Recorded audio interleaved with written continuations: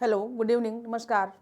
मैं हूं आरती राय। गुरु स्थल के इस यूट्यूब चैनल में आप सभी का स्वागत है। कैसे हैं आप लोग? आशा और उम्मीद करती हूं बहुत अच्छे होंगे।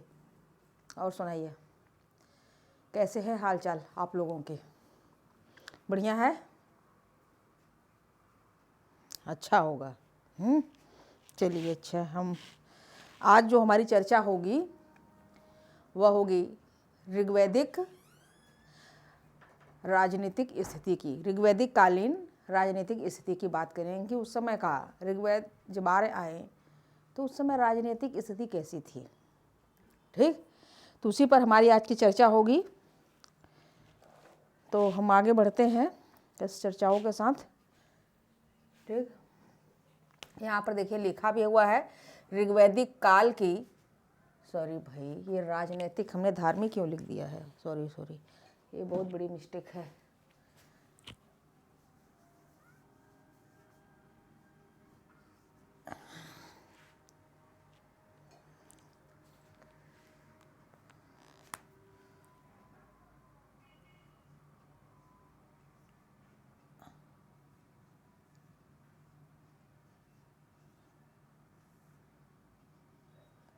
ये राजनीतिक स्थिति है, ऋग्वैदिक काल की राजनीतिक स्थिति।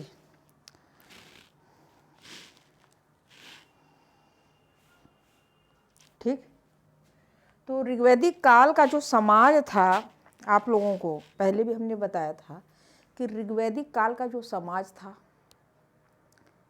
वो चरवाहा किस्म का था, अर्धयायावर थे सब, है ना। ऋग्वैदिक काल एक अर्धयायावर समाज था, चरवाहा किस्म का था।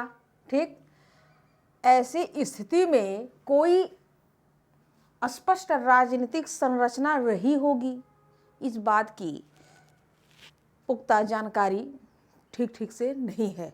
ठीक, फिर भी कुछ युद्धों के बारे में भी जानकारी मिलती है ऋग्वेद में। ठीक, कोई देखिए, जब यहाँ पर आर्य यूरोप से ईरान से अफगानिस्तान के रास्ते होते हुए सप्त सैंधव में आए और सप्त सैंधव क्षेत्र के बाद वहाँ पर रहे, वही ऋग्वेद की रचना हुई। यह पहले बताया।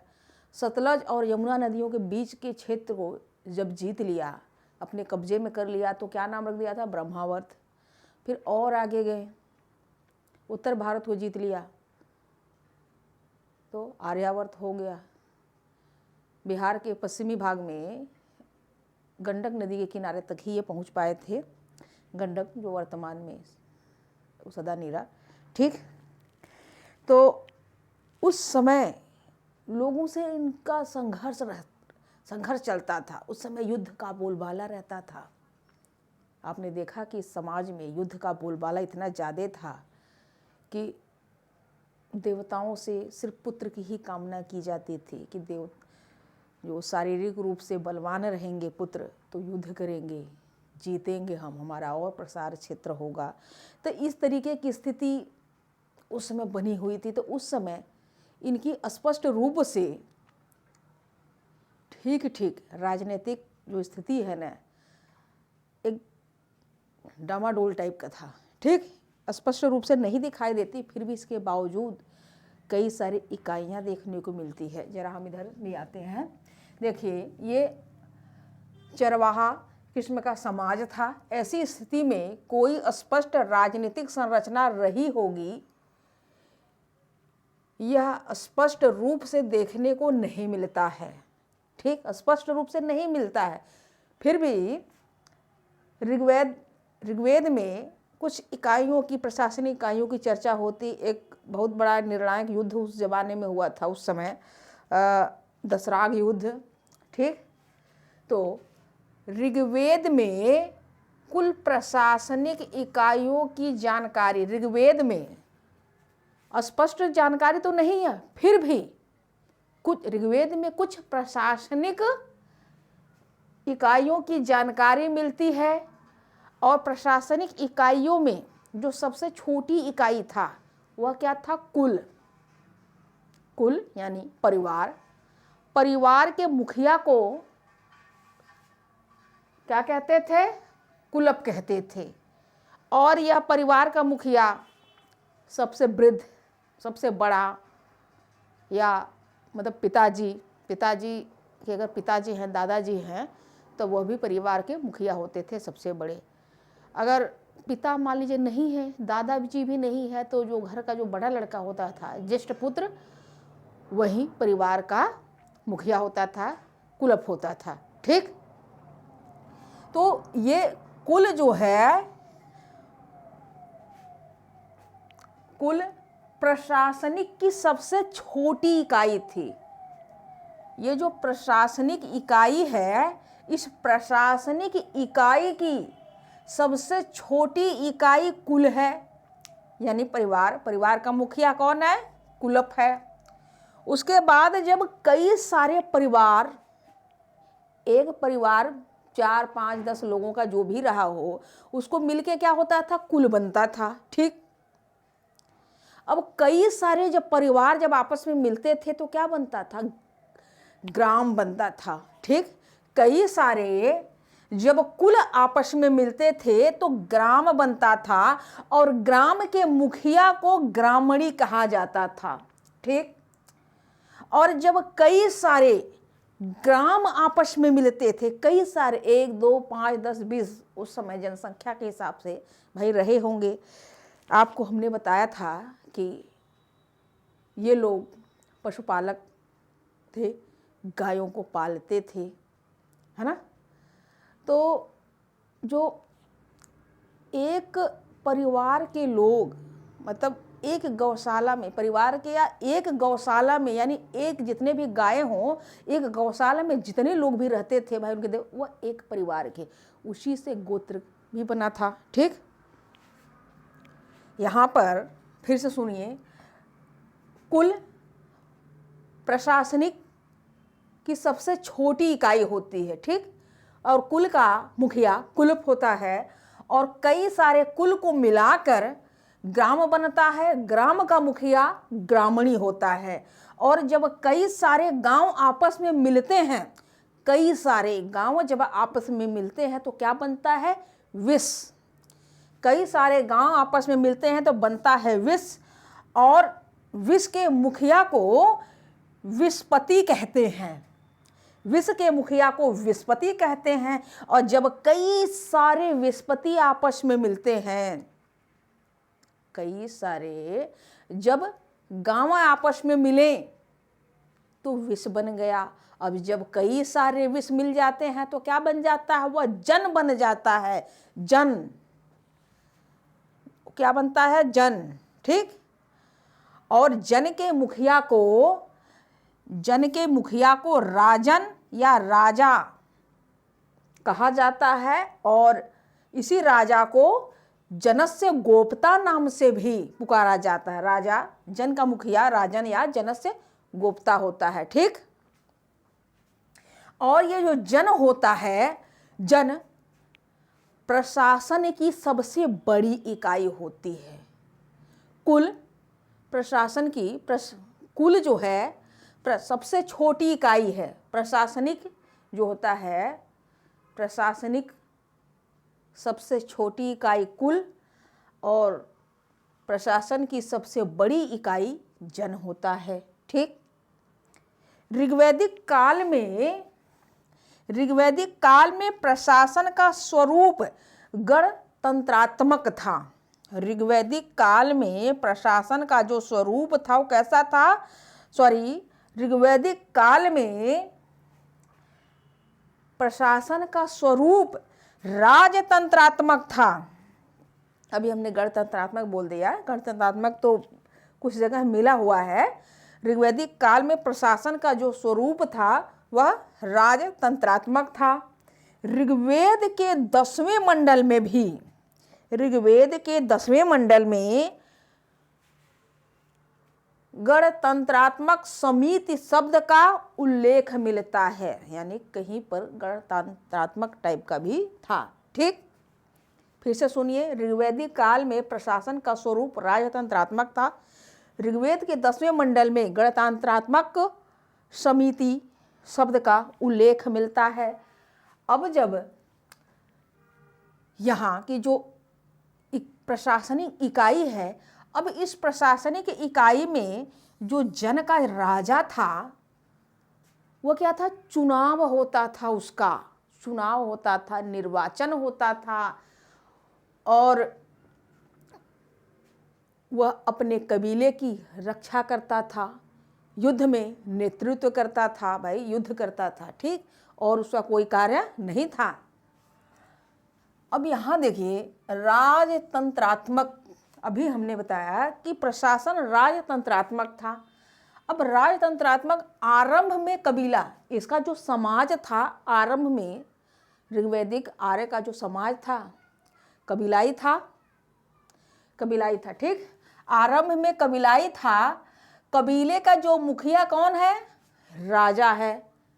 राजतंत्रात्मक आरंभ में कबीला था, ठीक ना, कबीले का मुखिया कौन हुआ, राजा, ठीक। राजा कबीले द्वारा चुनाव या निर्वाचन, राजा कबीले द्वारा चुनाव या निर्वाचन होता था। राजा का कबीलों द्वारा, कबीले के जो लोग थे वह अपने राजा को चुनते थे, उसका राजा का निर्वाचन होता था, ठीक। ऋग्वैदिक काल का अंत होते होते यह वंशानुगत हो गया। राजा का जो चुनाव था ऋग्वैदिक काल में, राजा का जो पद था ना ऋग्वैदिक काल में, वह निर्वाचित था, उसका चुनाव के द्वारा वह राजा बनता था। लेकिन यही बाद में वंशानुगत हो गया। शुरुआत में यह वंशानुगत नहीं था। वंशानुगत का मतलब होता है राजा का बेटा राजा, उसका बेटा भी राजा, ठीक। वंशानुगत हो गया, राजा का बेटा राजा, फिर उसका बेटा भी राजा, ठीक। अब राजा जो था कभी क्या करता था, देखिए यहाँ पर हमने राजा की बात की है। राजा अपने कबीले की सुरक्षा करता था, कबीले की क्या करता था, सुरक्षा करता था, ठीक। राजा अपने कबीले की सुरक्षा करता था, युद्ध में नेतृत्व करता था। भाई जब अगर उसके कबीले पर कोई दूसरा कबीला आक्रमण करता था तो वह अपने कबीले की रक्षा करता था, युद्ध का नेतृत्व करता था, वह खुद भी लड़ता था, ठीक। राजा भूमि का स्वामी नहीं था। उस समय राजा भूमि का स्वामी नहीं था। आजकल के जो राजा हैं भाई, अगर प्रशासनिक की बात करें तो भूमि का स्वामी है। भूमि के नीचे जो भी कुछ मिला वह किसका है, गवर्नमेंट का होता है ना। बहुत सारे चीज़ों पे टैक्स लगा है गवर्नमेंट का, इसमें उसमें। हमें तो लगता है ना कि पानी पे भी टैक्स लग जाना चाहिए। पानी भी तो ज़मीन के नीचे आती है ना। जिसे देखो वहीं समरसेबल लगा देता है, जिसे देखो वहीं हैंडपम्प गाड़ करके अपना पानी निकालता। अगर किसी को एक जग की भी आवश्यकता है ना तो वह समरसेबल चला करके 50 बाल्टियाँ पानी निकाल देता है। ये क्या है, दुरुपयोग है ना पानी का। तो भाई पेड़ पौधे कोई लगाना नहीं चाहता है ना। अब पेड़ पौधे नहीं लगाएगा तो आपको पता है पेड़ पौधे के बाद अगर नहीं रहेंगे तो बारिश भी नहीं होगी, हमें ऑक्सीजन भी तो नहीं मिलता ठीक से, है ना। आजकल जो है व्हाट्सएप पे खूब देखिए आंदोलन भी चला है कि बिल्डर जो है खेतों में हैं और जो खेतों के किसान हैं वह कहाँ हैं, सड़क पर है, शहरों में धरना प्रदर्शन कर रहे हैं। चलिए आगे चलते हैं। राजा भूमि का स्वामी नहीं होता था। यानी कि राजा जो है उस समय काल में जो राजा था, जो अपने जन का जो राजा था, जो मुखिया था ना, वह उस समय जो भूमि था, जो जमीन था, उसका मालिक नहीं होता था, ठीक। भूमि पर संपूर्ण कबीले का स्वामित्व था। राजा भूमि का मालिक नहीं होता था। जो भी उनका क्षेत्र होता तो उनकी भूमि होती थी, उस पर पूरे कबीले का अधिकार होता था, स्वामित्व होता था। ठीक। अब राजा के परिवार का भरण पोषण कैसे होता था, यानी कि पेट कैसे भरता था भाई।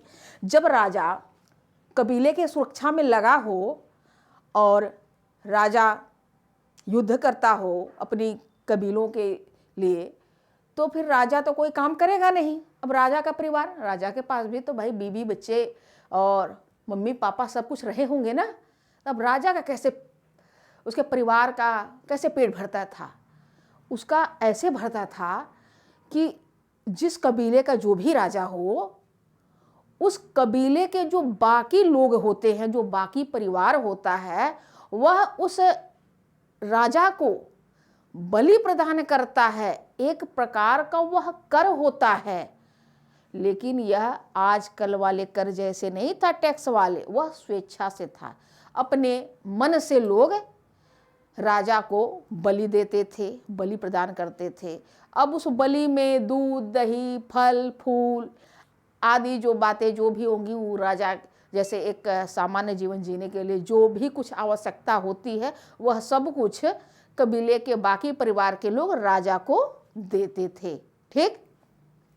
यहीं पर देखिए, यहाँ लिखा है कि राजा के परिवार का भरण पोषण यानी कि पेट भरना कबीले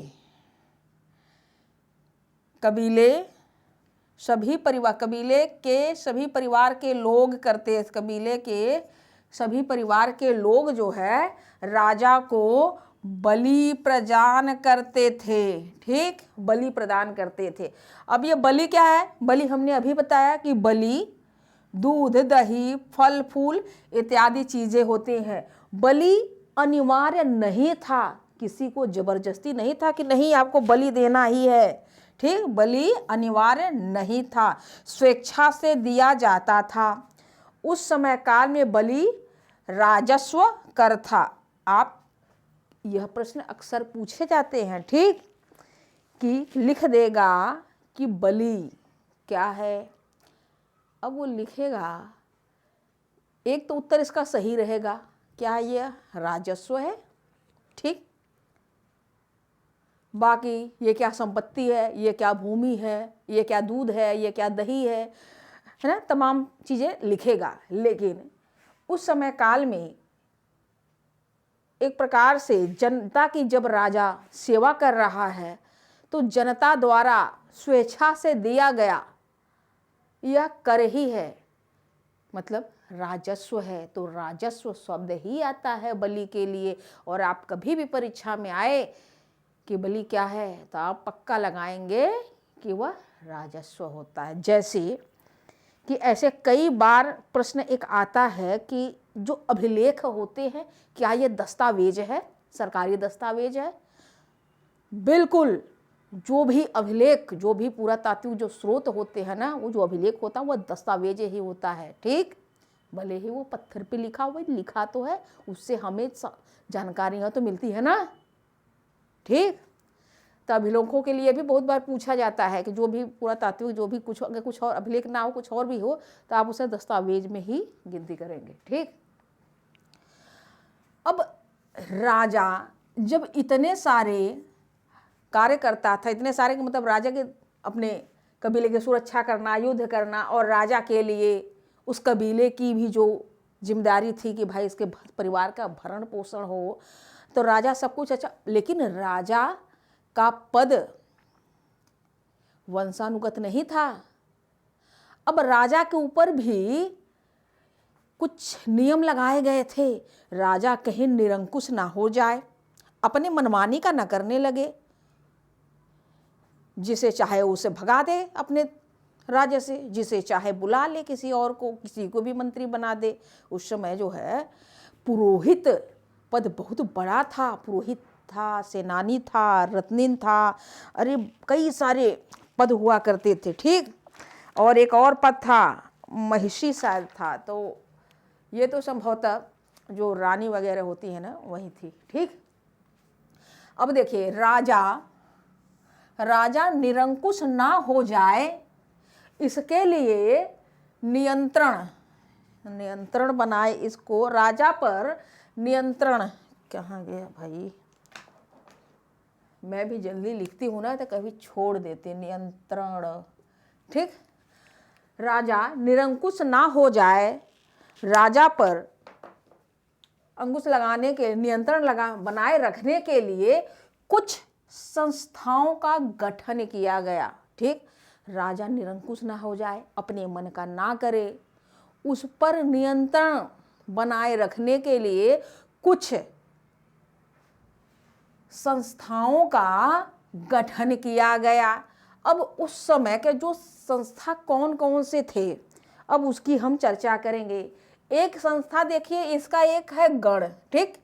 ऋग्वेद में गण का 46 बार उल्लेख हुआ है। यह गण क्या है, ठीक ठीक से उसका जानकारी नहीं है कि वास्तव में ये गण क्या था, ठीक। एक दूसरा संस्था है विदथ। विदथ का ऋग्वेद में उल्लेख 122 बार हुआ है और यह विदथ प्राचीनतम राजनीतिक संस्था है, किसकी, आर्यों की, ठीक। अब सभा, सभा की हम बात करते हैं। सभा का ऋग्वेद में 8 बार उल्लेख हुआ है, समिति का ऋग्वेद में 9 बार उल्लेख हुआ है। इसी सभा समिति को अथर्ववेद में क्या कहा गया है, प्रजापति की 2 पुत्रियां कहा गया है ना, हाँ ये भी आता है बहुत बार, ठीक। कि सभा समिति को प्रजापति की 2 पुत्रियां किसमें कहा गया, अथर्ववेद में कहा गया। बड़ा प्रचलित प्रश्न है भाई ये, ठीक। तो ये जो सभा और समिति है, ये जो सभा और समिति ऋग्वैदिक काल का अंत होते होते अपने अस्तित्व में आई होंगी, ठीक। उस समय देखिए, जो भी, अगर हम महिलाओं की बात करें तो महिलाएं भी इनमें अपना सभा समिति विदथ में भाग लेती थी। महिलाएं भी सभा समिति विदथ में भाग लेती थी, लेकिन वो सिर्फ एक प्रकार से श्रोतागण के रूप में रहती थी, वो अपना कोई निर्णय नहीं दे सकती थी। महिलाओं को राजनीति में अपना मत प्रदान करने का हक नहीं था, ठीक। ना ही संपत्ति का हक था कि उनके पिता के जो संपत्ति है उसमें उनका हिस्सा हो। पिता द्वारा जब पुत्री की शादी होती थी तो विदाई के समय कुछ उपहार यानी दहेज दे दिए जाते थे, उसको बहतू कहते थे, वहतू, ठीक। लेकिन वह प्रशासन में कोई भी हस्तक्षेप नहीं करती थी, अपना सुन सकती थी, भाग ले सकती थी, ठीक। तो ये जो सभा है, और इस सभा में कौन लोग आते थे भाई, सभा के जो सदस्यगण थे, सभा का जो अध्यक्ष था उसको सभ्य कहा जाता था। सभा का अध्यक्ष सभ्य कहलाता था, ठीक। सभा में समृद्ध अनुभवी लोग, सभा में समृद्ध यानी धनी लोग, अनुभवी लोग ही शामिल होते थे। पुरुष भाई प्रधानता थी, पुरुष ही ज़्यादा रहते थे, महिलाओं तो नगण्य के बराबर, ठीक। और सभा का अध्यक्ष सभ्य कहलाता था। अगर वर्तमान में देखा जाए तो वर्तमान में राज्यसभा से इसकी तुलना की जाती है, किसकी, इस सभा की, ठीक। समिति जो होता था वह सर्वसाधारण की सभा थी, मतलब कबीले के सारे लोग, समिति में कबीले के सारे लोग भाग ले सकते थे। और समिति का जो अध्यक्ष होता था वह क्या था, ईशान कहलाता था, ठीक। फिर से सुनिए, समिति सर्वसाधारण लोगों की सभा थी, मतलब कबीले के सारे लोग भाग लेते थे। समिति का अध्यक्ष ईशान कहलाता था।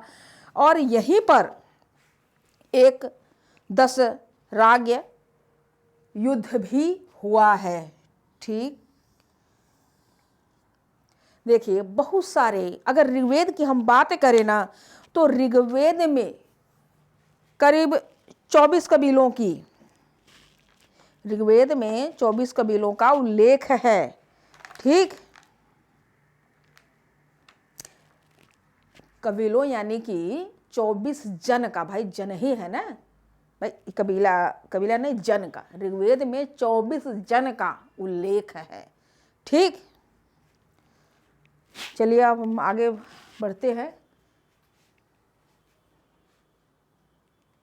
यहाँ पर ऋग्वेद में ही एक बहुत ही प्रसिद्ध युद्ध का वर्णन मिलता है, जिसका नाम है दसराग युद्ध। दासराग युद्ध भी कहीं लिखा होगा, या दसराग युद्ध। दासराग का मतलब कि 10 राजाओं के साथ युद्ध किसी ने लड़ा है। ठीक है ना। उस समय काल में देखिए, हमने बताया भी कि कबीलाई समाज था, युद्ध संघर्ष का बोलबाला था।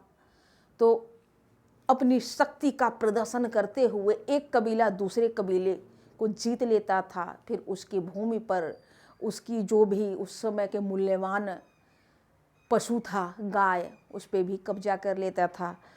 तो इस प्रकार की तमाम बातें होती रहती थी। उसी में एक कबीला था, त्रिशु वंश का कबीला था। एक कबीला था भरत कबीला। ठीक, इस भरत कबीले के राजा सुदास थे। भरत कबीले के राजा सुदास थे। अब सुदास के जो पुरोहित थे, पुरोहित पद बहुत ही खास होता था उस समय।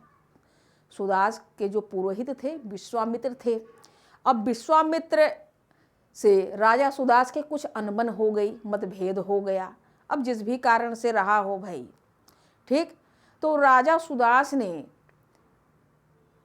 विश्वामित्र को पुरोहित पद से हटा दिया और उनके स्थान पर किसे बनाया? वशिष्ठ को।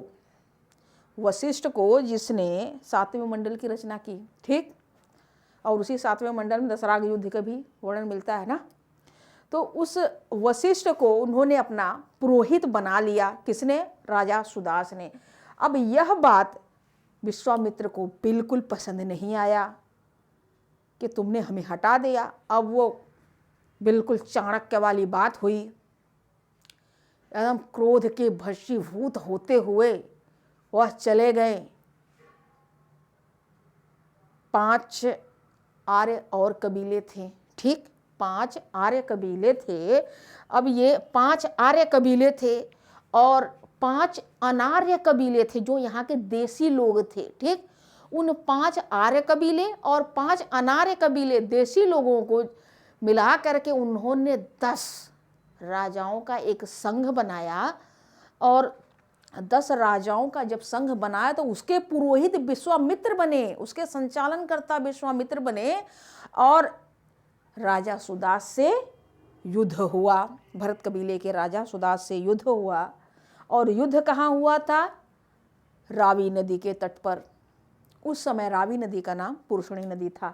ठीक, और जो ये 10 राजाओं को विश्वामित्र ने मिलाया, इस 10 राजाओं का नाम क्या था? जरा देखते हैं इन 10 राजाओं का नाम। जो 5 आर्य थे, अब 5 आर्य में अनु, द्रुहु, यदु, तुर्वसु, पुरु। ठीक, अनु, दुहु, यदु, पुरु, तुर्वसु, यह 5 आर्य जन थे। ठीक, यानी 5 आर्य कबीले थे। और इस 5 आर्य जन को पंचजन कहा जाता है। ठीक, 5 आर्य कबीले को पंचजन कहा जाता है। और 5 अनार्य कबीले थे, वो कौन कौन से थे? 5 जो अनार्य कबीले थे उसमें अनिल, फक्त, भलासन, शिव, विषाणनी। ठीक, अब ये जो आर्य और अनार्य मिल करके राजा सुदास से युद्ध हुआ और उस युद्ध में राजा सुदास ही विजयी हुए। भरत जन के राजा सुदास ही विजयी हुए। ठीक, जब ये विजयी होते हैं ना, तो उस समय उस बृहत्तर भूखंड का नाम इन्होंने भारत रखा। क्या नाम रखा? भारत। ठीक। और तभी से इस देश का नाम भारत है। तमाम बातें हैं कि भारत का नाम इससे पड़ा उससे पड़ा, लेकिन नहीं, इसी भरत कबीले के नाम से इस देश का नाम भारत पड़ा है। ठीक। अब आगे हम अपने परीक्षा की बात करते। देखिए, आपके परीक्षा में यह 5 आर्यजन जरूर पूछेगा। ठीक। कि उसमें आपको 4 दे देगा और एक कहेगा कि इसमें कौन नहीं है। तो इन 5 को तो आप याद रखेंगे। उसमें जो कहेगा कि कौन नहीं है तो ये वाले नाम रहेंगे इसमें से। ठीक। ये वाले नाम रहेंगे, अनिल, फक्त, भलासन, शिव, बिसारणी।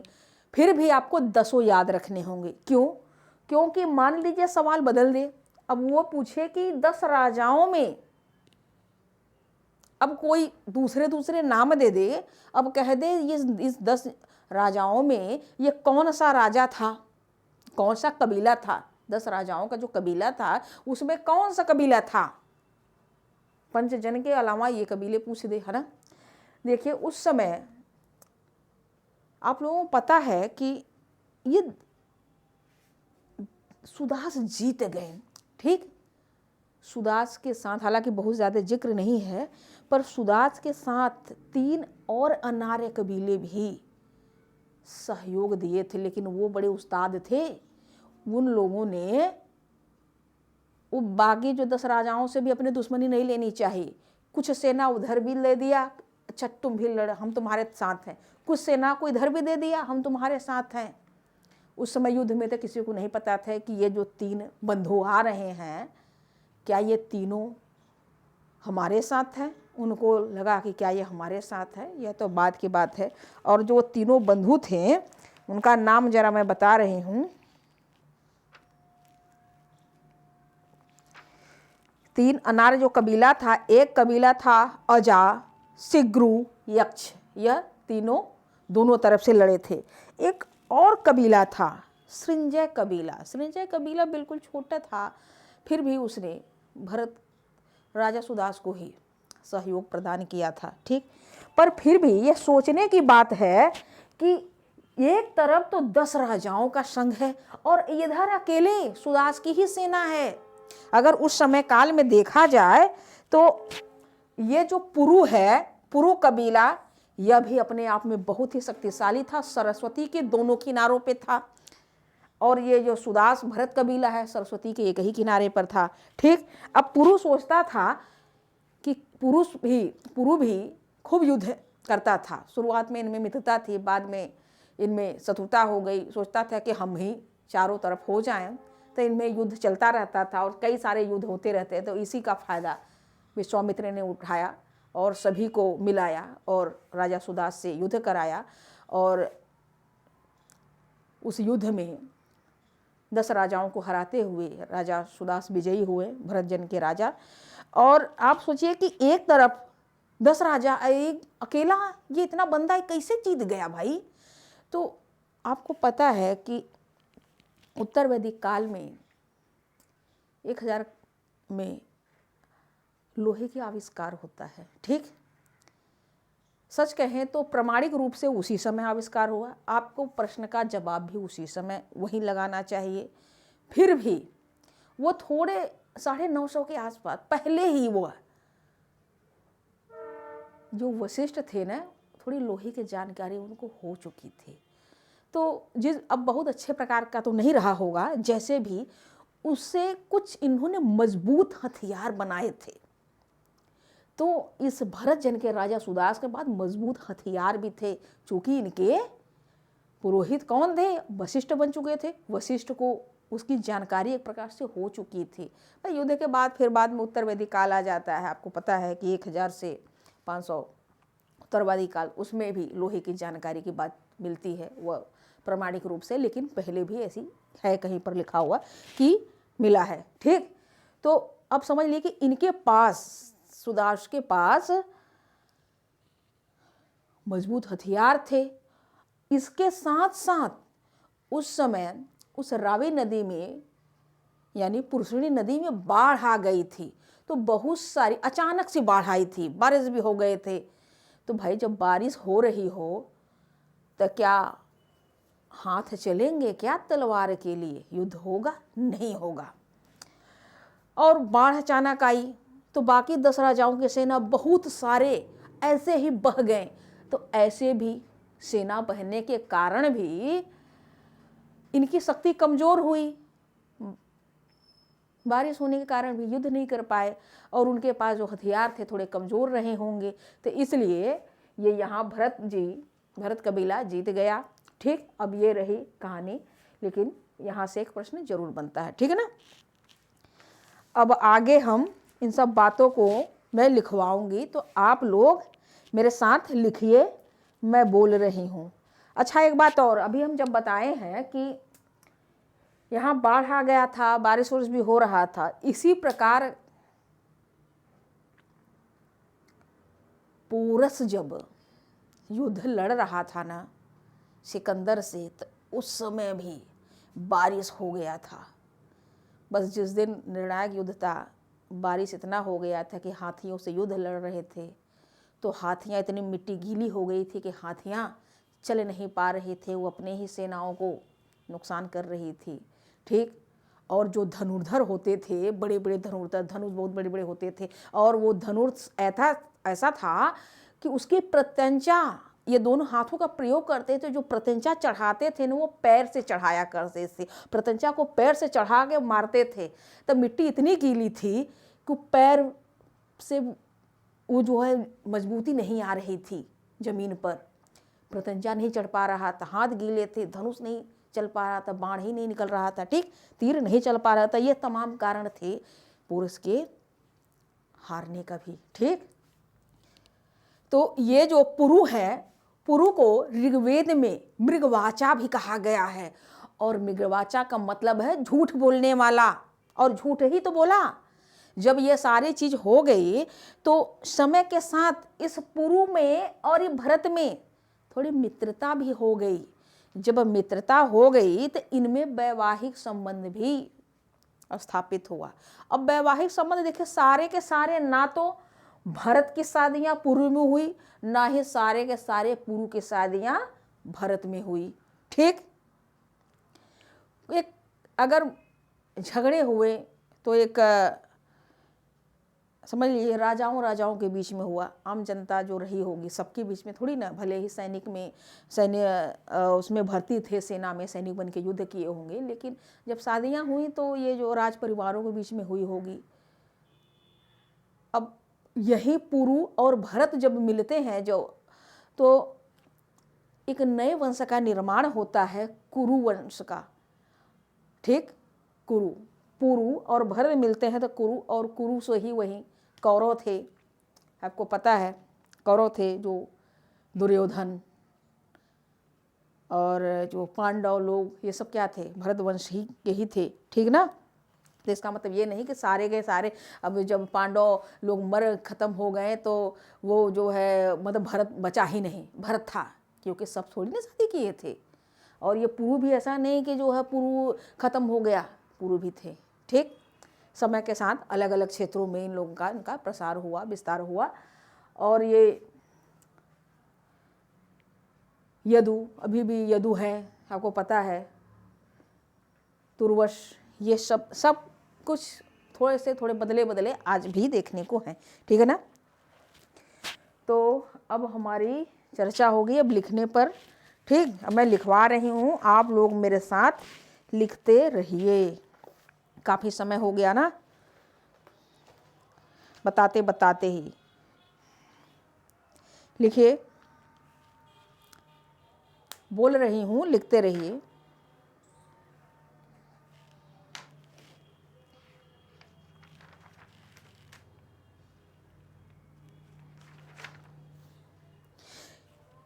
हेडलाइन डालिए, ऋग्वैदिक काल की राजनीतिक स्थिति।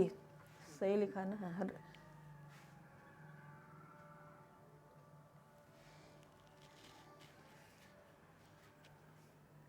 ऋग्वैदिक काल की राजनीतिक स्थिति। ऋग्वैदिक काल की राजनीतिक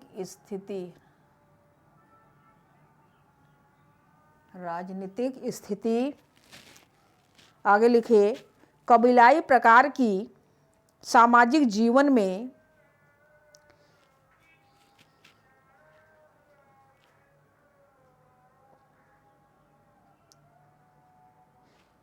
कबीलाई प्रकार के सामाजिक जीवन के साथ ही में नहीं के साथ कबीलाई प्रकार की सामाजिक जीवन के साथ ही इस काल में युद्ध संघर्ष के माहौल में कोई स्पष्ट एवं ठोस विकसित प्रकार की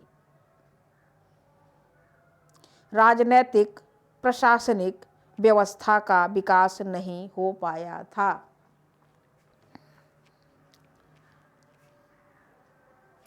फिर से सुनिए। कबीलाई प्रकार की सामाजिक जीवन के साथ ही इस काल में युद्ध संघर्ष के माहौल में कोई स्पष्ट एवं ठोस विकसित प्रकार की राजनीतिक प्रशासनिक व्यवस्था का विकास नहीं हो पाया था। इसके बावजूद इसके ऋग्वेद से हमें इस काल की कुछ प्रशासनिक राजनीतिक इकाइयों की जानकारी मिलती है। आगे लाइन लिखिए। ऋग्वैदिक काल की सबसे छोटी इकाई कुल या परिवार थी, ठीक, जिसका मुखिया कुलप कहलाता था। कुलप परिवार का सबसे वृद्ध पुरुष या अगर ये नहीं होता है तो बड़ा भाई भी, ज्येष्ठ पुत्र भी होता था, जिसके पास असीमित अधिकार था। कुल से बड़ी इकाई क्या थी? कुल से बड़ी इकाई मतलब, अच्छा आगे लिखिए, रहने दीजिए ये वाली लाइन, ठीक, लिखिए। कुल से, हाँ ठीक है, लिखिए। कुल से बड़ी इकाई क्रमशः ग्राम का मुखिया, ग्रामीणी, विश, यहां हमने लिखा है ना, देखिए, विश का मुखिया विस्पति, जन का मुखिया राजन या जनस्य गुप्ता, ठीक, कहलाता था। जन सबसे बड़ी प्रशासनिक इकाई थी। आप लोग इसको समझने के लिए एरो दे के लिख लीजिए। पहले लिखिए कुल, फिर एरो, ग्राम, एरो, विश, फिर एरो, जन, ठीक, आपने लिखा ना, कुल, ग्राम, विश, जन। उसी के कुल के नीचे लिख लीजिए कुलुप, ग्राम के नीचे ग्रामीणी, विश के नीचे विस्पति, जन के नीचे राजन या जनसगुप्ता लिख लीजिए, ठीक। आगे बढ़ते हैं। ऋग्वैदिक काल में प्रशासन का स्वरूप राजतंत्रात्मक था। हालांकि कुछ कबीलों में गणतंत्रात्मक व्यवस्था के भी संकेत मिलते हैं, क्योंकि ऋग्वेद के 10वें मंडल में गणतंत्रात्मक समिति शब्द का उल्लेख हुआ है। आगे लिखिए। इस काल के आरंभ में कबीले के लोग राजा का निर्वाचन करते थे।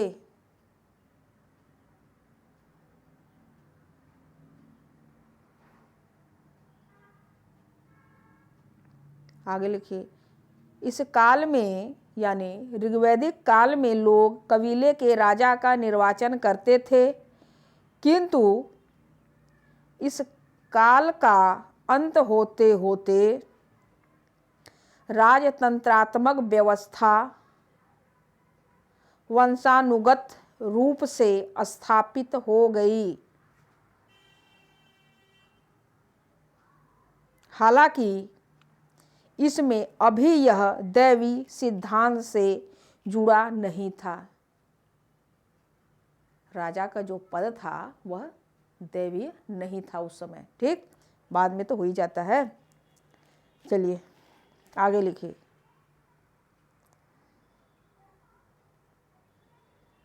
इस काल में राजा एक कबीलाई मुखिया मात्र था, जिसका मुख्य कार्य कबीले की सुरक्षा प्रदान करना था।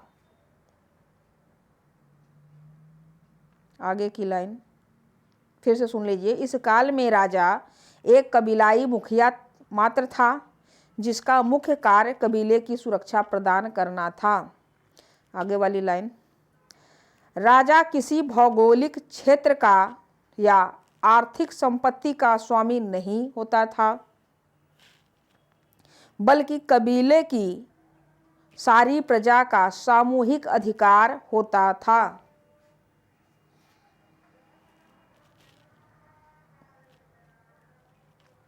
आगे लाइन लिखिए, कबीले की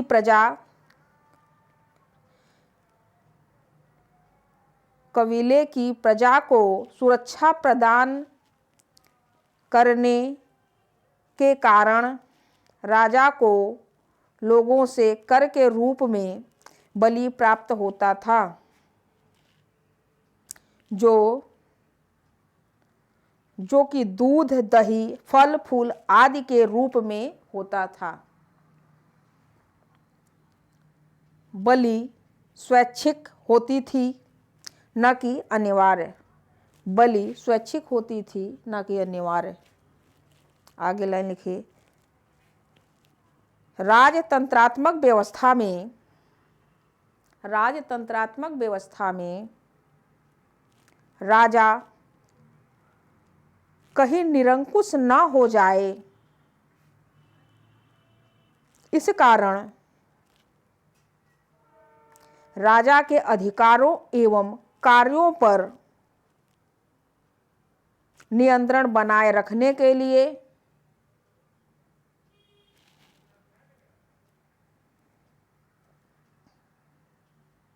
ऋग्वैदिक आर्यों ने कुछ राजनीतिक प्रशासनिक संस्थाओं का गठन किया था, जो निम्नलिखित है। अब ये हेडलाइन डाल दीजिए आप, बिदअत, ठीक, बिदअत डालिए।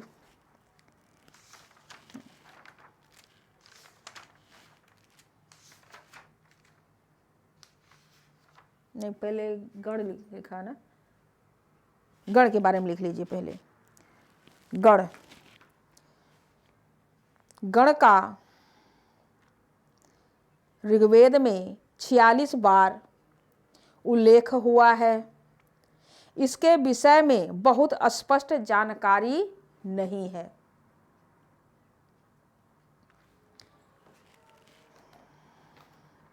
बिदअत के बारे में लिखिए, ये गण हो गया ना, गण का उल्लेख ऋग्वेद में 46 बार हुआ है, इसका स्पष्ट रूप से जानकारी नहीं है, ठीक। अब बिदअत के बारे में लिखिए,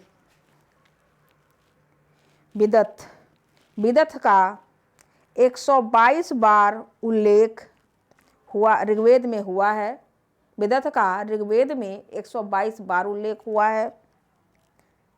बिदअत आर्यों की प्राचीनतम संस्था थी, जिसका संबंध सैनिक, असैनिक तथा धार्मिक मामलों से था। सभा के बारे में लिखिए,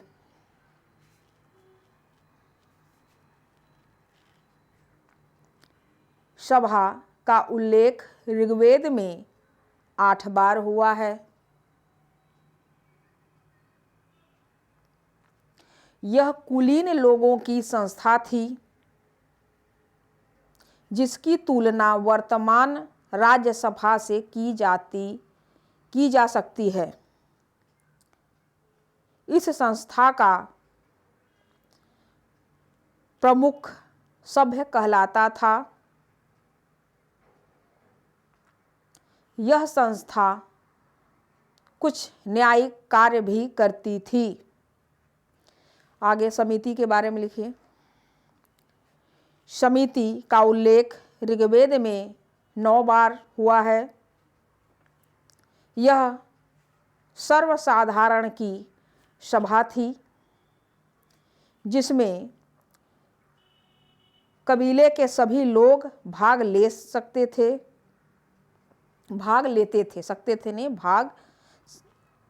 जिसमें कबीले के सभी लोग भाग लेते थे। इसका प्रमुख ईशान कहलाता था।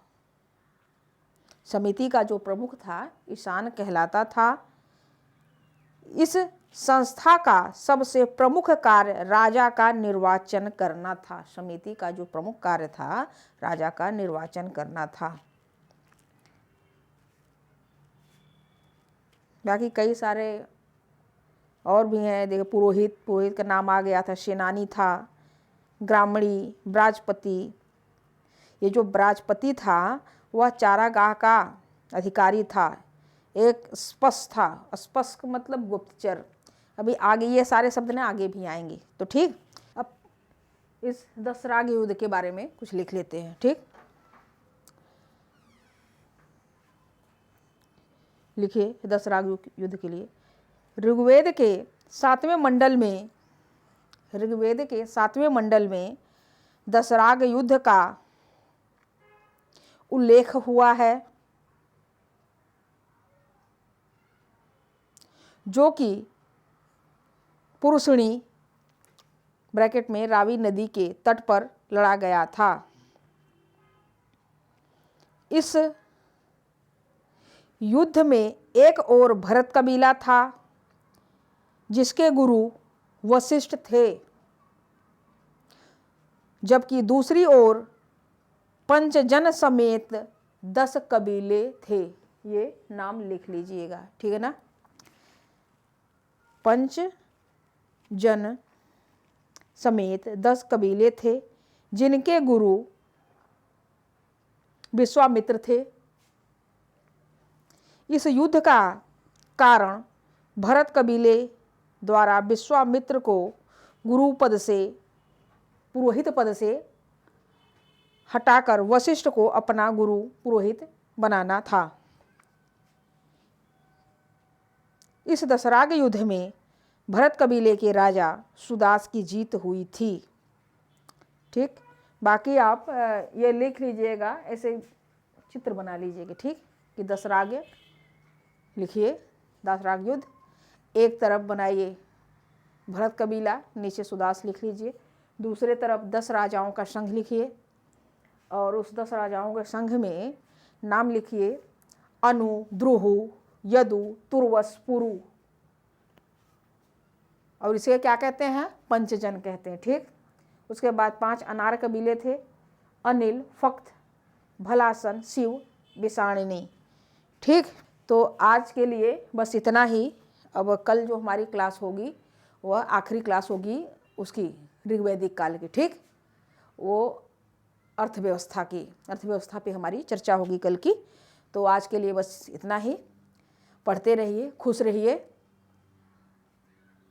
आप लोग इसे चाहे तो फ़ोटो खींच सकते हैं, खींच लीजिए एक बार। ठीक, आप इसे भी अपना एक कॉपी पे लिख लीजिएगा पेज पर, उसके बाद जो हमने बोला है उसे भी लिख लीजिएगा। हो गया होगा? ठीक ना, चलिए।